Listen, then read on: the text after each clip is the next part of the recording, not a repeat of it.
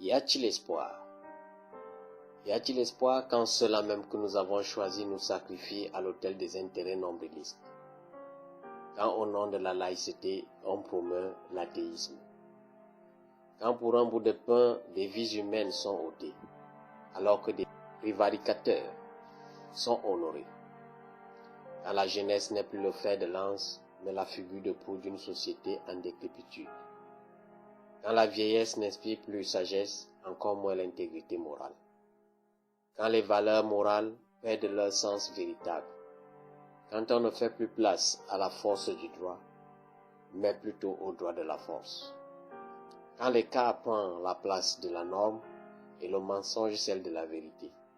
Quand la famille est ébranlée dans ses fondamentaux?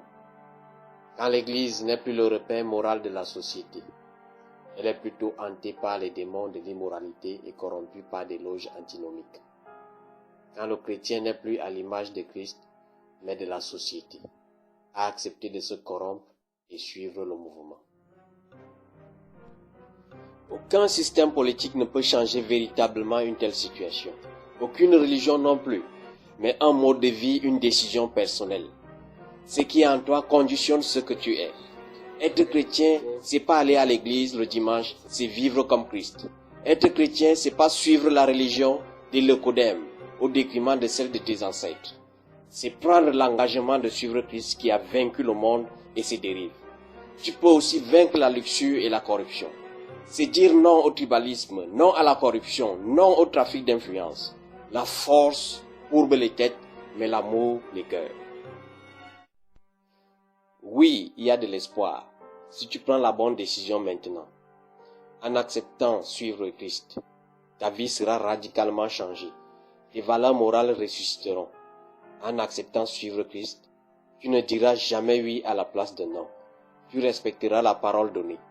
En acceptant suivre Christ, il ne te viendra jamais à l'esprit de confondre ce qui est à toi avec le bien commun ou celui de ton frère.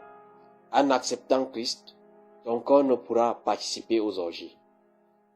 Tu ne répandras plus désolation, peur, terreur autour de toi. Tu aimeras les autres et la société se portera mieux. On se fera mutuellement confiance. Oui, moi j'ai pris cette décision de suivre Jésus-Christ pour une société meilleure. Et toi? Fais-le maintenant. Ce n'est pas un acte religieux, c'est un engagement citoyen. Oui, il y a de l'espoir. Jésus-Christ.